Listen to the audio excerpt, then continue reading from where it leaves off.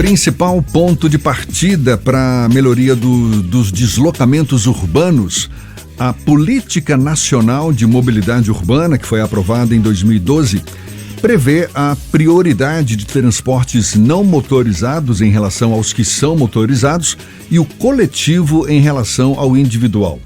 A elaboração de um plano que integre diferentes modos de transporte tende a priorizar a melhoria da acessibilidade e da mobilidade de pessoas e cargas. Municípios com mais de 20 mil habitantes ou pertencentes a regiões metropolitanas são obrigados a apresentá-lo e implantá-lo. E os planos para a mobilidade urbana de Salvador? A gente fala mais sobre o assunto conversando agora com o secretário de Mobilidade de Salvador, Fabrício Miller, mais uma vez conosco aqui no Issa Bahia. É um prazer tê-lo aqui. Seja bem-vindo. Bom dia, Fabrício. Pessoal, bom dia, Fernando. Prazer falar com vocês no programa Issa Bahia. Estou aqui à disposição. O que tem de novidade em relação aos planos para a mobilidade urbana de Salvador, em que a prioridade é dada aos transportes não motorizados e também ao coletivo em relação, por exemplo, ao individual? Bom, Jefferson, se a gente for fazer uma avaliação aqui, desde 2013, início da gestão passada, a gente consegue observar, desde a implantação do desenvolvimento do Plamob e das políticas que vêm sendo adotadas na cidade, priorizando a mobilidade ativa. Salvador tinha ali pouco mais de 30 quilômetros de sistema cicloviário e a gente chega aí a 300 quilômetros de sistema cicloviário na cidade, numa clara demonstração de que a prioridade deve ser, sim, o ciclista, o pedestre. A gente tem outros projetos que foram tratados ao longo dos últimos 9 anos, que valorizaram justamente a utilização ou do sistema não motorizado ou a mobilidade ativa, que é o pedestre.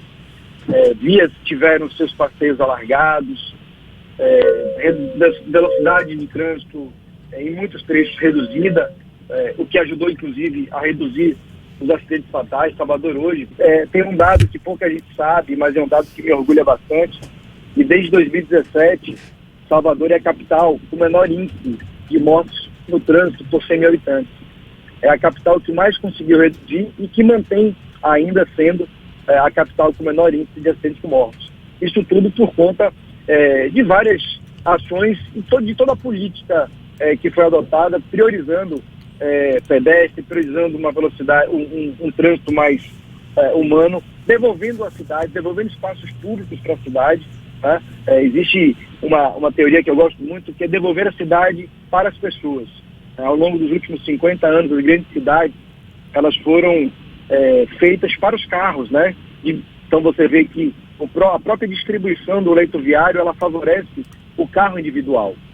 E isso é uma conta, Gerson, que não fecha.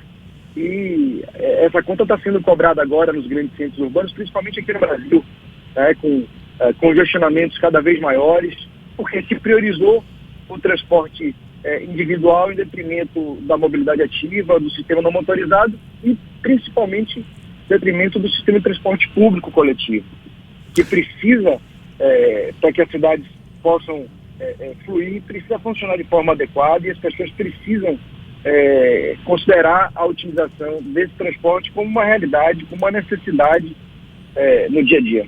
Fabrício, recentemente teve a realização do Fórum Nacional de Secretários e Dirigentes de Mobilidade Urbana, isso foi em março agora, na cidade de Curitiba, aliás, a primeira reunião presencial do fórum desde o início da pandemia e que teve como objetivo exatamente discutir, não é, esse tema, troca de informações, experiências entre os secretários, dirigentes do setor. O que teve de novidade? Quais são as dificuldades apresentadas?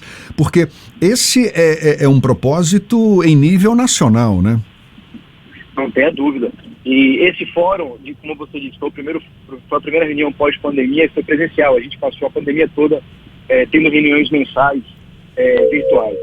E esse fórum, ele reúne, de fato, todos os dirigentes do Brasil, das principais cidades do Brasil, mas também, como convidado, outras cidades do mundo. Então tivemos a presença de secretário de Barcelona, secretário de Pontevedra, na Espanha, que é hoje um case de sucesso de reorganização de mobilidade, enfim. Então, mas a tônica, ela foi, não poderia ser outra, a tônica dessa reunião ela foi a grande dificuldade e os reflexos que a pandemia trouxe para o sistema de transporte coletivo.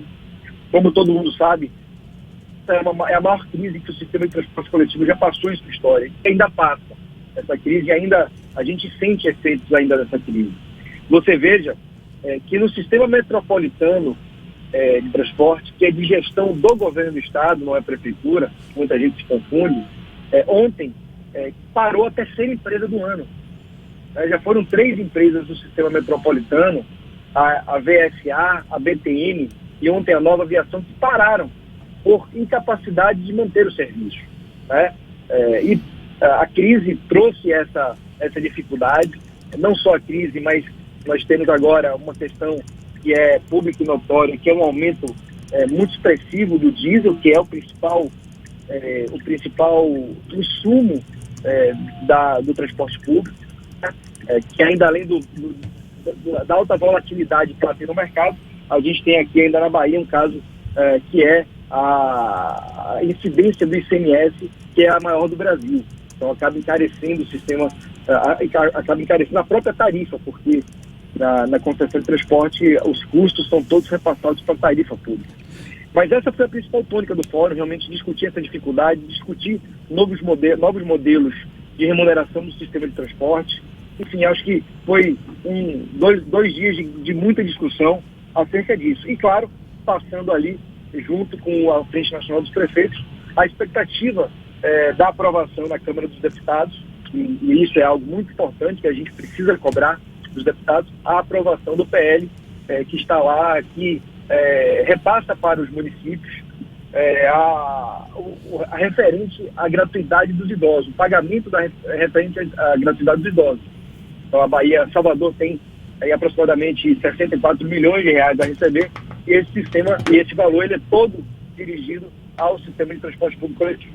Fabrício, a gente tem uma grande obra estruturante aqui na região da Tancredo Neves, onde fica o Jornal à Tarde. Nós também temos outras obras na capital baiana envolvendo o projeto do BRT. Como é que estão os prazos para a conclusão dessas intervenções? Isso, Fernando, temos de fato várias obras importantes para a cidade. Tivemos muitas obras na gestão passada que trouxeram grande repercussão na melhoria de deslocamento das pessoas, e essas obras que estão sendo executadas também prometem ter aí um grande reflexo. Nós temos uma primeira obra que é um pontilhão ali da LIP, que ele vem justamente para fazer um complemento àquelas obras que já foram entregues do BRT, que duplica o pontilhão, facilitando também aquela confluência de veículos que vem ali do Shopping da Bahia, que vem ali do Acesso Norte, ali próximo à rodoviária. Então, esse pontilhão ele deve ficar pronto aí nos próximos 30 dias, eu acredito que ele já está sendo entregue. Temos o mergulho da Magalhães Neto, que foi um projeto que nós estudamos muito lá atrás, avaliamos e fizemos todas as simulações, e se mostrou uma obra importantíssima para a cidade, que eu acredito que até o final do primeiro semestre deve estar sendo entregue. E temos aí finalmente a maior obra de mobilidade da cidade, que é a obra do BRT, que tem já bastante avançado o trecho 3, que é aquele trecho que vai do Parque da Cidade até a Pituba, e ali a gente já consegue ter as primeiras linhas de BRT rodando, e temos o trecho 2, que é o trecho que ficará só o ano que vem, que é o trecho que vai até do Parque da Cidade até a Lapa, e aí a gente terá todo esse sistema de BRT já pronto para funcionar de forma plena. Ontem o governador Rui Costa provocou a questão do BRT, dizendo que a Prefeitura de Salvador demorou 8 anos para fazer um projeto antiquado e ultrapassado como o BRT, mas tem um projeto do governo do estado que prevê a instalação de um sistema similar, que é a linha vermelha, salvo me engano também a linha azul. Existe alguma previsão do início da operação desses serviços nessas obras do governo do estado? Olha, o governo do estado também não finalizou as obras, e nossas obras não demoraram 8 anos. Nós tivemos dificuldades lá atrás na aprovação, na liberação de recursos, na época da presidente Dilma. O recurso não foi liberado, o recurso foi só liberado após a saída da presidente. Então, eu tomei até com surpresa essa declaração, porque o Estado está executando 2 obras que prevêem ali esse modal BRT, que no dia antiquado e ultrapassado ele não tem nada. Na verdade, o Estado está executando 2 que serão operados pelo município, né, mas estão sendo executados pelo governo do Estado. Então, a gente espera o governo do Estado também finalizar as obras dele, finalizar as estações que ainda não foram licitadas, para que a gente possa também já planejar o início da operação de BRT nessas 2 vias.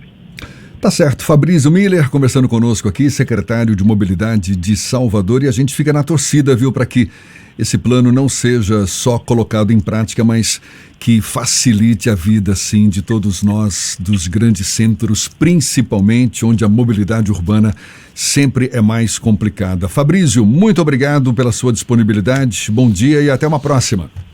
Até a próxima, Jorge. Agradeço a oportunidade. Um abraço. Agora, 8h42 na Tarde FM.